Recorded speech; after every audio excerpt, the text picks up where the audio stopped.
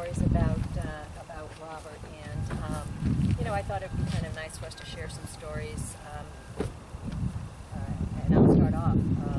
Just as I said, you all have known Robert very differently than the rest of us. And if you have a memory or an experience you think might be, nice to share, we'd be happy to hear that. I remember Robert when we'd always celebrate his birthday together. We'd come up and we'd have dinner. And one year, I think he was just turning 48, and I was getting dinner in the kitchen, and we just happened to start talking, and he said something about being 49, and I said, no, Robert, you're 48. And I actually, he was astounded. I actually had to take out the calculator and show him that he was 48. And I thought, what greater birthday present can you get than being a year younger? And he got. So, yeah, I know. That was great. So he was a character. That's one of the stories. I know David, you have some. Yeah, so I have a few things that I'd like to share. I've known Robert for over 30 years now, 30 plus years. Ian and I recently celebrated our 30th wedding anniversary, which was very momentous for us. And we've known each other over 30 years. And I knew Robert all that time, and Gary, and the whole family. So I thought it might be appropriate that we give you a little bit of a different perspective on Robert or Bob than you may be used to. Thank you all for coming. Ann and I sincerely appreciate your attendance on this day of remembrance for Robert. Spring is a time of renewal and hope. For Bob, in recent years, spring meant getting the equipment ready and working with Ann to plan out the work season. They would meet at Fort de Misery, as Robert liked to call it, and discuss upcoming opportunities. Finalize the prior year's business, and then off to the airport cafe for lunch, watching the planes land and take off, enjoying the weather, and reveling in the simple gift of each other's company that only siblings that are truly connected know. Bob was a man of many endeavors, skills, and talent. I like to say he was a man for all seasons, a Renaissance man, always looking forward, never back, reading each day with enthusiasm and kindness for those around him. Touching the lives of his friends in innumerable ways, both large and small, never looking for anything more than to help others and share what he had. Bob's strategy in life was simple: give anyone who needed it the shirt off his back, and hope it was enough to uplift them in some way. He gave much and expected little. Possessions mattered little. Friendship was everything. And so spring would turn to the warmth of summer, and we wouldn't have the opportunity to see much of Robert as he worked 7 days a week to meet his obligations to his clients and build Achilles Iron and Steel into a reputable company that could deliver what Bob always promised. Sometimes Ann and Robert would meet here in remembrance of their father, but mostly it was phone calls of, "Hey Robert, how you doing?" or "Hey Ann, just want to let you know how things are going." The summer would fly by as it always does, and Labor Day would come and go. And then would come one of the best times of the year for us, October, which meant celebrating Robert's birthday. Bob would come to the house, never on time, but always happy to see us, and we him. Lively conversation before, during, and after dinner, topics ranging far and wide, catching up on the family news, etc., and then all too soon saying goodbye. Robert went as he came, happy. For Bob, serious as he was about his business, ventures, and friends, he had that very endearing, carefree, Rolling Stone attitude that kept him grounded throughout his life. November would come. While not possible every year, we would meet for Thanksgiving dinner, enjoy each other's company, and discuss the upcoming Christmas holiday. A very happy time for Robert, as he got to see his family and all the nieces and nephews he so sorely missed during the year. In recent years, Bob had the good fortune to spend time in Florida several times over the course of each winter, spending time with his mother and other family members who came to visit. A joyous time for Robert, since he could escape from both the harsh New England winter and Fort de Misery. With his trusty 10-speed bike, he would venture out for hours at a time, taking in the warmth of Florida and making friends all along the way. That was Bob, rolling along through life and now eternity. And so it is spring once again, and sadly for Ann and I, Robert's labors are at rest and will not be taken up this year. But we have all of you here today in remembrance of his life, and for that we are thankful. May God fill each of you with the peace and passion for life that he instilled in Bob's every day and for all eternity. Amen.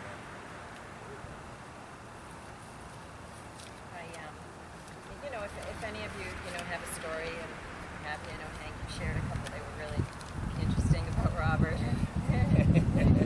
Well, I'm sort of, I try to think of new stories that I haven't told, but like, I just told one where he went to Africa. Oh, that is a good one. And he got up in the morning and he took a pee, and so he goes outside, he's in his underwear because it's so hot. And he's taking a pee, and his African guy sees with his underwear from, Calvin Klein or whatever. Oh, those kind of Yeah. And so what they were really marveling at was the underwear. So he took them off and gave them to these guys where they took turns putting them on and taking the pee out of them, apparently. So, and I thought that was sort of a thing that would happen with Bob. And it was cool. It was fun. Yeah, it's great. And also the door where he lived in the woods, the screen door, it had like a hook and eye on it to keep it shut, but you'd go up to it and you'd lift up the hook and eye and the door would spring open because he'd put the spring on the outside to let, to sort of like be part of, he didn't care about the mosquitoes. the outside. Yeah. It was really fun. And also he had a frog in his welding room there, the three-sided welding room. There's a Oh, yeah? frog down there, I think his name was George or something. And they'd be all working out, and he's, don't step on the frog, you sort of, and he lived in there, the frog. That's funny. When Robert would go to, which was, I was surprised to learn, when he'd go to Florida to visit, he'd bike for like the whole day. He'd love to fly a kite. I never would see that side of Robert. He'd go to the beach, and my sister and her husband and my mother would go, and they'd just sit there and he'd run up and down the beach with the kite. Yeah, That's pretty I cool. know. He's always young at heart. Yeah. One of the last jobs he did is on the side of the general store in Harvard. The hand railing that goes up those back stairs. Bob did those. And I remember him telling me, I got goosebumps in my arms right now, he was telling me that the person that put in the slope for the handicap slope in the front was 1/4 of an inch off on the slope. It was too steep. 1/4 of an inch too high at the top. They made him rip it off. This was Bob. This was some of his Bob. They made him rip it out for that 1/4 of an inch. When he was putting in this railing, he was really going over the rules and all the regulations for how high it has to be and everything. He was sweating it out, but fast. But it's the one on the side, the handrail on the side. Right. That's Yeah. funny. It's fun to drive. I know he did a lot of work in air. He did a lot with commercial buildings, steel railings and lighting and stuff. And, I know he did things in the police station. So, you drive through and you look at his work. For my mother's condo. Oh, did he? Yeah. Okay. Just thinking if you ever get arrested, you might be holding bars that Robert welded. Yeah. Oh, that's right. We have a piece of property out in North Brookfield. Bob helped Rick build the bridge every It was time a we pleasure. drive over. Oh, really? It was a pleasure to work with. Yeah, and we stop on the bridge all the time and just had to sit back and think about it. I just think Robert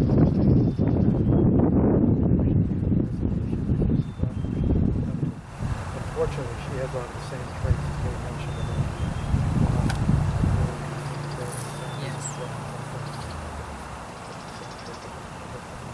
Yes. Yeah, that's for sure. When He sort of had a James Dean about it, something like that. Yeah, he the did. old man, yeah, absolutely. Yeah. When I was a little boy, my parents were divorced, and my dad, who is Robert's mother, Kate, sister. So my dad would bring him a lot of Mass at the time. So it was like a vacation every Saturday, going up to Harvard, going down to the pond and chasing frogs and fishing and stuff like that. But I'll never forget one day we were all hanging out in the backyard of the Bob's home. Everybody was there, and Robert and David were kind of ribbing each other. And there was a rope hanging from a very, very tall tree. There was also a ladder propped up against the tree. And they were kind of ribbing each other about who could make it to the top of the tree first. Robert would climb hand over hand up the rope while David climbed up the ladder. And they both raced up, and I cannot remember who won, but I think Robert might have won, but I don't remember. It was pretty impressive watching Robert going up. Didn't use his legs. Yeah. One hand over the other. Wow. Like a monkey right up the rope. Yeah, they were very competitive, even even as adults. But I can see that. Oh yeah, I'll never must- forget that that. was I fierce forgot who won, but I'll never competition. forget them challenging each other and doing it. That was a great place, Harvard. Yeah, it is. Or it is a great place. Right. Just my youth coming up there. Yeah, we have great memories too. It's just a lovely town. It's a lovely place to live, as you well know. It was a lot smaller back then. It was a lot smaller back then. Very, very different. But it's maintained a lot of the character too. So it's nice. Used to be down in some of the town and people wait, you know, you want to get into the overseas. Yes. Oh, is that so? Oh, that's funny. The kids were all driving better cars than the pictures. Well, I have a little memento I'd like to give all of you, and again, thank you for coming. And there were just a couple of passages that I found that I'd just like to read. I just thought they really touched me. And the first one is, both authors are unknown. It goes, those we love remain with us, for love itself lives on, and cherished memories never fade because a loved one's gone. Those we love can never be more than a thought apart, for as long as there is a memory, they'll live on in our hearts. The other one, there are things that we don't want to happen but have to accept, things we don't want to know but have to learn, and people we can't live without but have to let go. So my mom had something she wanted me to read, so Mom, this is for you. Do not stand at my grave and weep. I am not there. I do not sleep. I am 1,000 winds that blow. I am the diamond glints on snow. I am the sunlight on ripened grain. I am the gentle autumn rain. When you awaken in the morning's hush, I am the swift uplifting rush of quiet birds in circle flight. I am the soft stars that shine at night. Do not stand at my grave and cry. I am not there. I do not die. My mom liked that passage. Did she? Oh.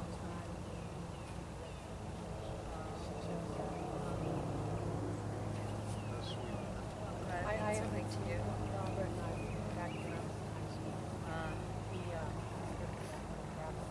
Right. Yeah. Yeah. It was an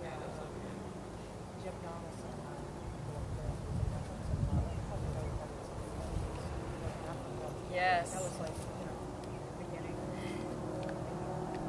So I don't know how he did it, but Well, he definitely marched to his own he drum. was that Yes, he was. He was very much the adventurer. He just,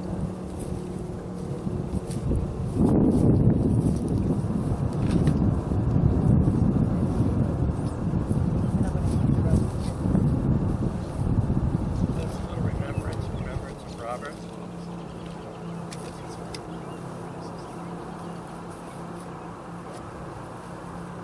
my father's Frederick.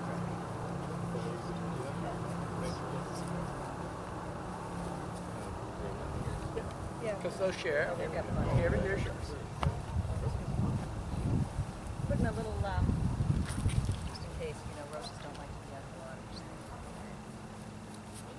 They say that roses are a sign I of don't friendship. know, actually.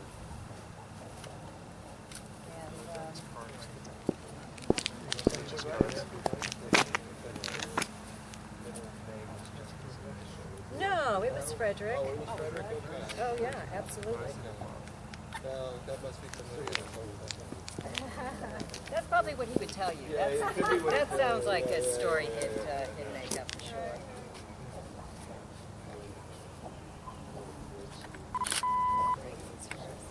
Nancy?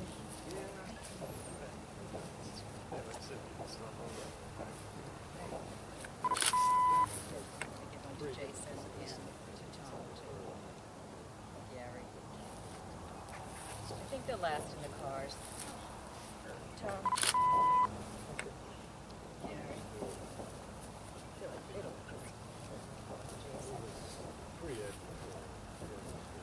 Jason, thank you. Well, thank you all for coming. We are just going to, hang out and then go to church. It begins at 5 at St. Teresa's. And again, Nancy, I told everyone if it's St. Teresa's down the street. I mean, everyone is certainly welcome to join us if they want, but if not, I can't thank you enough for just sharing this day with us. Nice seeing everybody.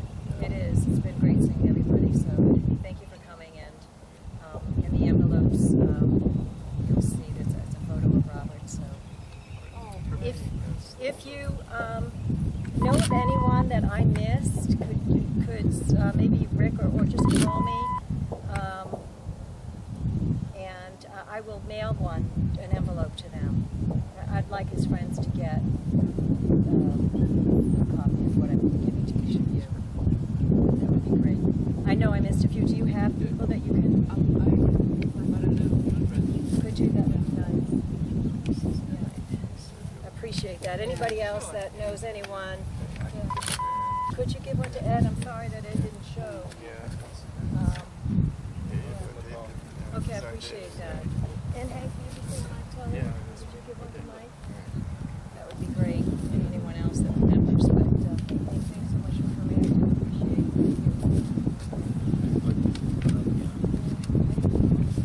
No, Kathy. Thanks. I always see you here sometimes I'm here. Just visiting Robert and I see the truck down. That's right. Thank you. I appreciate that. It's a lot to me.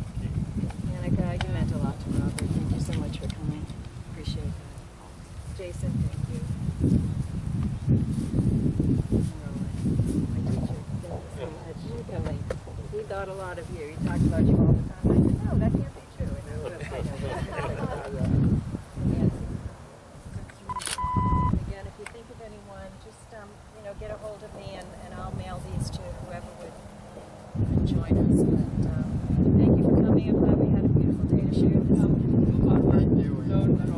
Oh, thank you. I appreciate that. Good. Great. So enjoy the spring and summer and the rest of the day. Yeah. Thank you. Very good. Good to see you as well. I went to Hampstead. Take care. Joseph.